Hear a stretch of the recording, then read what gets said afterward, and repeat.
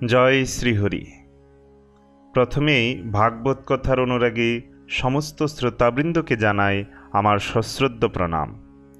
অতঃপর যে ভাগবত এই ভবসিন্ধু পার হবার সেতুস্বরূপ, যার কথা কর্ণে প্রবেশ মাত্র হৃদয়ের কুলুষ বিদূরিত হয়ে যায়, যার কথা হৃদয়ে শুদ্ধ ভগবত ভক্তির সঞ্চার করে, যার পাঠ ও কীর্তন উভয় জীবকে পরম পবিত্র করে এবং পরমেশ্বর ভগবানের সন্তুষ্টি বিধান করে, সেই পারমহংসী সংহিতা গ্রন্থরাজ অমল পুরাণ শ্রীমদ্ ভাগবতের বন্দনা করে শুরু করছি শ্রীমদ্ ভাগবতের তৃতীয় স্কন্দের পঞ্চম অধ্যায় মৈত্রেয় মুনি কর্তৃক সৃষ্টি বর্ণন। তার আগে অমৃত কাদম্বিনী চ্যানেলটি সাবস্ক্রাইব করে না থাকলে এখনই সাবস্ক্রাইব করুন আর নিত্য ভাগবত কথা শ্রবণ করুন।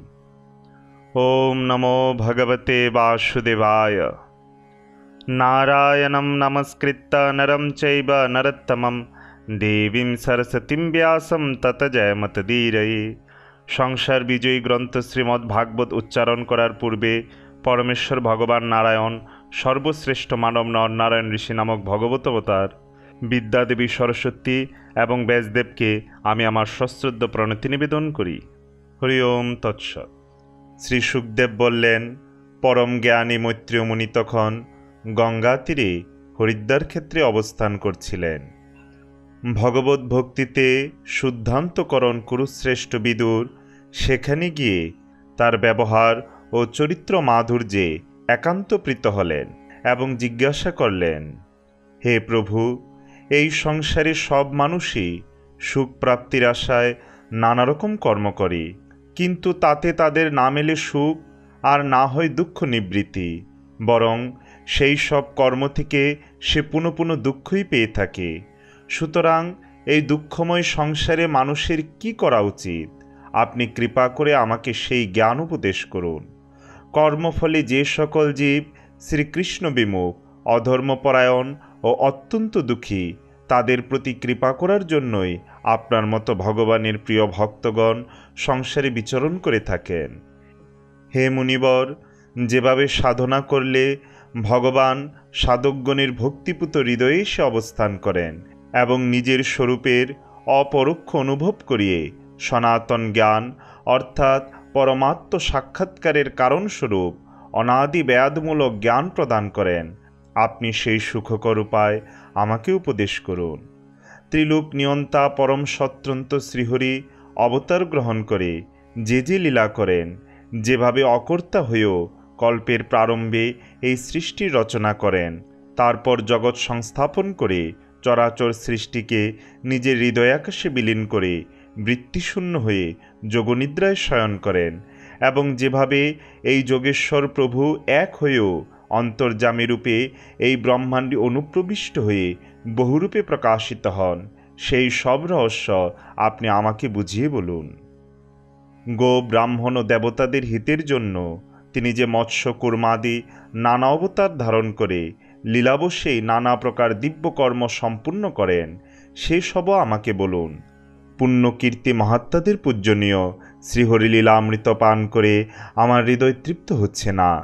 ইন্দ্রাদি লোকপালগণের অধিপতি ভগবান শ্রীহরি যেই সব পৃথক পৃথক তত্ত্ব দ্বারা এই সব লোকপালগণ সহ স্বর্গমর্ত পাতালাদি লোক এবং লোকালোক পর্বতের বহির্ভাগ কল্পনা করেছেন, এবং বিভিন্ন প্রকারের প্রাণীগণ নিজ নিজ অধিকার অনুসারে যে যে লোকে নিবেশিত আছে বলে শাস্ত্রে বলা হয়েছে, সেই সকল লোকাদি যে যে তত্ত্ব দ্বারা রচিত, সেই সবও আমাকে বলুন। হে দ্বিজবর, সেই বিশ্বকর্তা স্বয়ম্ভু শ্রী নারায়ণ কিভাবে প্রজাদের স্বভাব, কর্ম, রূপ ও নামসমূহের বিভিন্নতা সৃষ্টি করেছেন। হে ভগবান, শ্রী ব্যাসদেবের মুখে উঁচু নিচু বর্ণের ধর্ম তো অনেকবার শুনেছি, কিন্তু এখন অমৃততুল্য শ্রীকৃষ্ণ কথামৃত ভিন্ন অন্য স্বল্প সুখদায়ক ধর্মে আমার মন তৃপ্ত হচ্ছে না, কারণ সেগুলি তুচ্ছ সুখাবহ। সেই তীর্থপাদ শ্রীহরির গুণানুবাদ শুনে তৃপ্ত হতে পারে এমন কে আছে? সেই কৃষ্ণ গুণানুবাদ তো নারদাদি মুনিগণ আপনাদের মতো সাধু সমাজে কীর্তন করে থাকেন। এই কথামৃত কর্ণরন্ধ্রে একবার প্রবেশ করলে জীবের সংসার বন্ধনের হেতুস্বরূপ গৃহাদিতে আসক্তি ছেদন করে। হে ভগবান, আপনার সখা মুনিবর কৃষ্ণ দ্বৈপায়নও ভগবানের গুণ বর্ণনের ইচ্ছার থেকেই মহাভারত রচনা করেছেন। এই মহাভারতে তিনি ঐহিক সুখাদির বর্ণনাপূর্বক ঐহিক সুখাবিলাসী মানুষের মতি আকর্ষণ করে হরিকথাতেই নিয়োজিত করবার প্রযত্ন করেছেন। শ্রদ্ধাশীল পুরুষদের হৃদয়ে এই ভগবত কথার আসক্তি যতই বাড়তে থাকে, ততই অন্য বিষয়ে আসক্তি কমতে থাকে। শ্রীহরির শ্রীচরণ ধ্যানে পরম সুখী সেই পুরুষের সমস্ত দুঃখের আশু অবসান হয়। যে সব মানুষ পাপ কর্মা হওয়াতে হরিকথায় বিমুখ, সেই সব অভাগ্য অজ্ঞ পুরুষদের জন্য আমার মন তো সর্বদাই দুঃখিত, কারণ মহাকাল এদের জীবনের অমূল্য পরমায়ু হরণ করে চলছেন, আর এরা বাক্য দেহ মন দিয়ে বৃথা বাদ বিবাদ, বৃথা কর্ম ও বৃথা চিন্তায় দিন কাটিয়ে দিচ্ছে। হে বিপন্ন বান্ধব মৈত্রেয়, আপনি অখিল মঙ্গলদাতা, বিপত্রাতা। সুতরাং ভ্রমরগণ যেমন নানা রকম ফুল থেকে সাররূপে মধু সংগ্রহ করে থাকে, আপনিও সেই রকম সমস্ত লৌকিক কথা থেকেও সাররূপে মঙ্গলরূপী পুণ্যকীর্তি শ্রীহরির কথামৃত সংগ্রহ করে আমাদের মতো শরণাগতদের কল্যাণের জন্য সেই অমৃত কীর্তন করুন। এই বিশ্বের সৃষ্টি স্থিতি ও প্রলয়ের জন্য যিনি নিজ মায়াশক্তিকে অবলম্বন করে এই নরলোকে রামকৃষ্ণাদি অবতার রূপ ধারণ করে যে সকল অলৌকিক লীলা করেছেন, সর্বেশ্বর শ্রীহরির সেই সব লীলা কাহিনী আমাকে বলুন।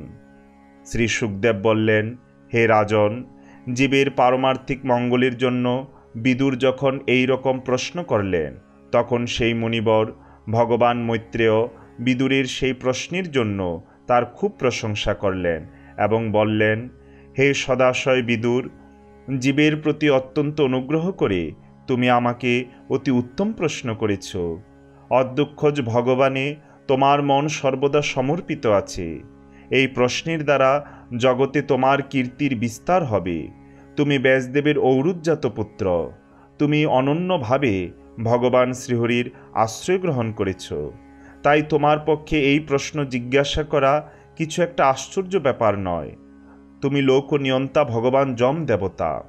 মান্ডব্য ঋষির অভিশাপের ফলেই ব্যাসদেবের ঔরসে তার ভাই বিচিত্র বীর্যের পত্নীরূপে গৃহীত দাসীর গর্ভে জন্মগ্রহণ করেছ। সেই শাপভ্রষ্ট যমদেবতা তুমি সর্বদাই শ্রী ভগবান ও তার ভক্তদের অত্যন্ত প্রিয়। সেজন্যই মর্তলীলার শেষে স্বধামে গমনের প্রাক্কালে তোমাকে এই জ্ঞানোপদেশ করার জন্য ভগবান শ্রীহরি আমাকে আদেশ করে গেছেন।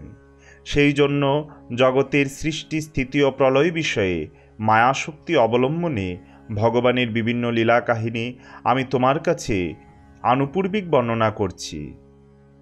সৃষ্টি রচনার পূর্বে সমস্ত আত্মার আত্মা এক পূর্ণ পরমাত্মাই ছিলেন, না ছিল দ্রষ্টা না দৃশ্য।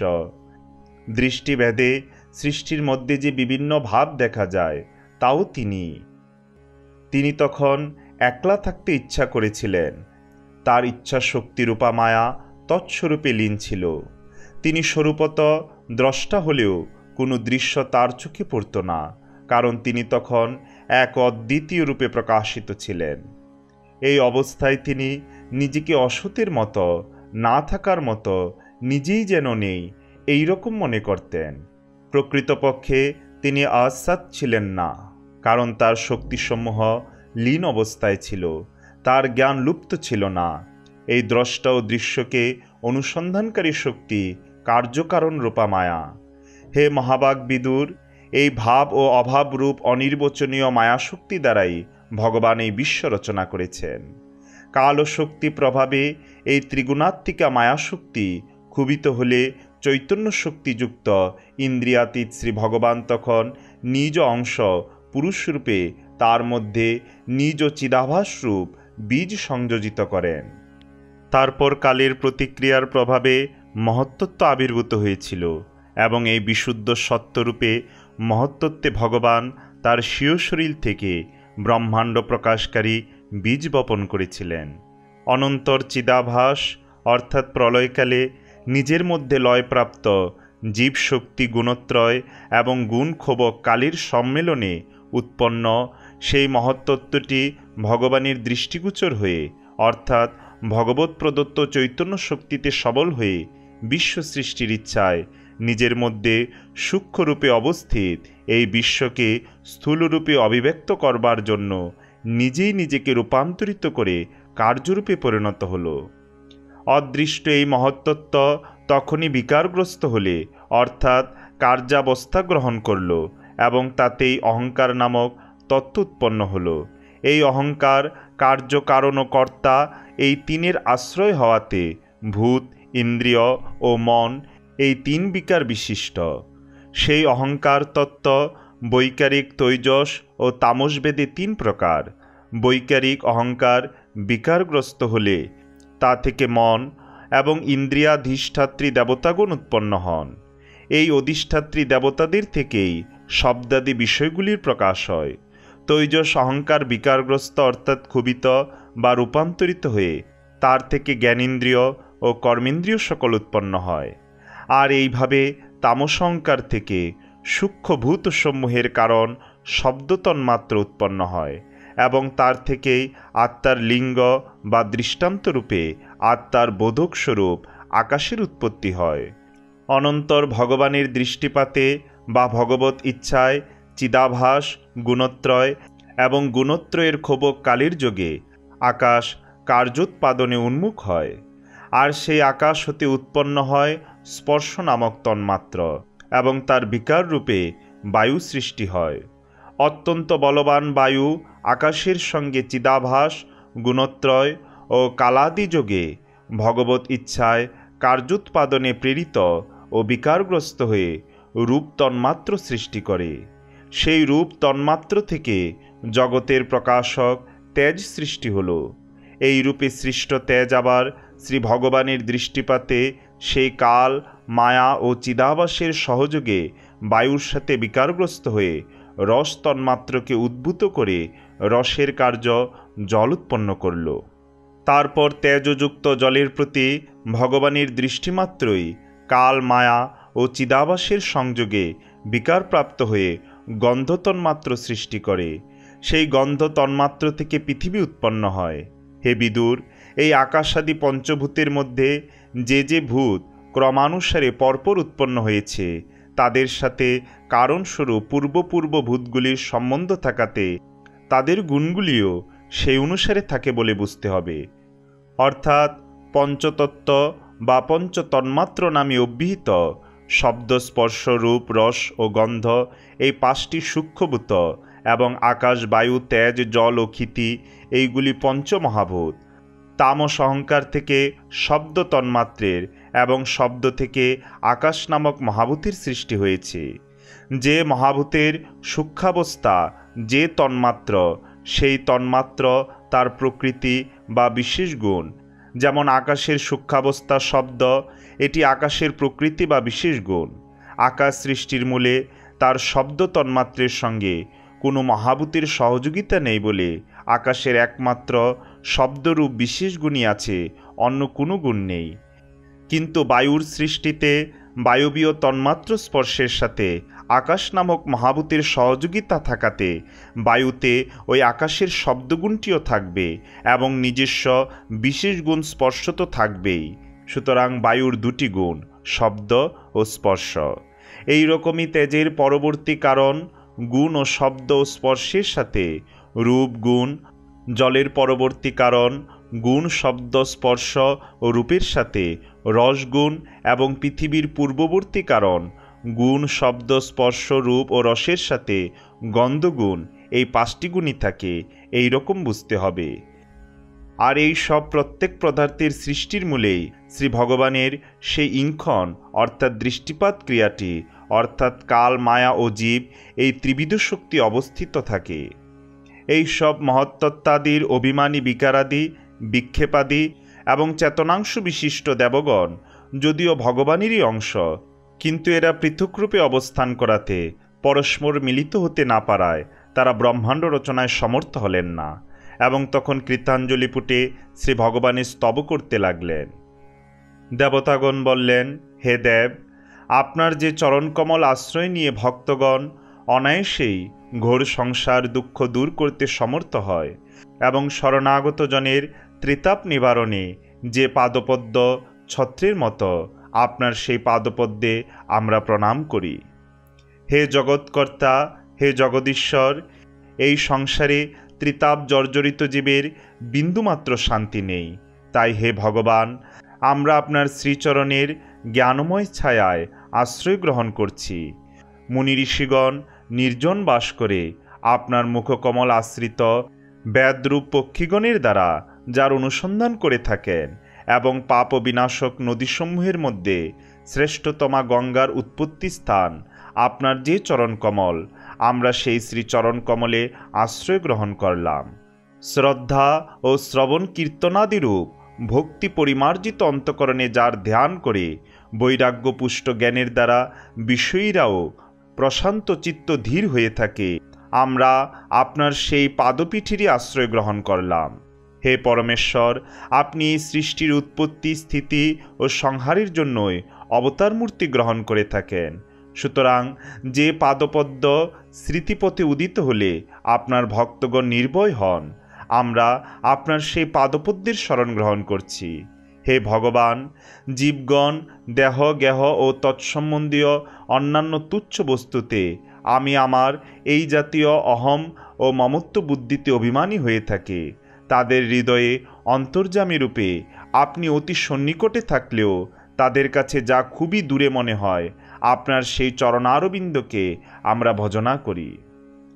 হে প্রথিত কীর্তিশালী পরমেশ্বর, বহির্মুখ ইন্দ্রিয়ের আকর্ষণে বিক্ষিপ্ত চিত্ত অভিমানী পামরগণ আপনার ছন্দময় চরণ বিক্ষেপের তালে তালে যে সৌন্দর্য সম্পদের বিকাশ ঘটে, তাতেই যাদের চিত্ত নিমগ্ন, সেই সকল ভক্তদের দর্শন পর্যন্ত পায় না। এর ফলে তারা আপনার শ্রীচরণের থেকেও দূরেই থাকে। হে দেব, আপনার কথামৃত পানি বর্ধিত ভক্তিভাবের প্রাবল্যে যাদের অন্তঃকরণ বিশুদ্ধ হয়ে যায়, তারা বিষয় তৃষ্ণারূপ বৈরাগ্য বলযুক্ত আত্মজ্ঞান লাভ করে অনায়াসে বৈকুণ্ঠ লোক গমন করেন। অন্য যারা মোক্ষ কামনা করে, সেই ধীর ব্যক্তিগণ আত্মার সমাধিযোগ অবলম্বন করে আপনার বলবতী মায়াকে জয় করে আপনার মধ্যেই লীন হয়ে যান, অর্থাৎ সাযুজ্য মুক্তি লাভ করেন। এই পদ্ধতিতে তাদের অনেক ক্লেশ স্বীকার করতে হয়, কিন্তু আপনার সেবামার্গ গ্রহণ করলে সেবাবৃত্তিতে কিছুমাত্র ক্লেশ হয় না। হে আদিপুরুষ, বিশ্ব সৃষ্টি রচনার বাসনায় আপনি সত্তাদি তিন গুণের দ্বারা আমাদের মহত্তত্ত্বাদিক্রমে পৃথক পৃথক রূপে সৃষ্টি করেছেন। সুতরাং আমাদের স্বভাবগত বিভিন্নতায় আমরা পরস্পর বিযুক্ত হয়ে অবস্থান করছি, অর্থাৎ যে প্রয়োজনে আমরা সৃষ্ট হয়েছি, আমরা নিজ লীলার উপকরণ সেই ব্রহ্মাণ্ড রচনা করে আপনাকে প্রত্যর্পণ করতে আমরা সমর্থ হচ্ছি না।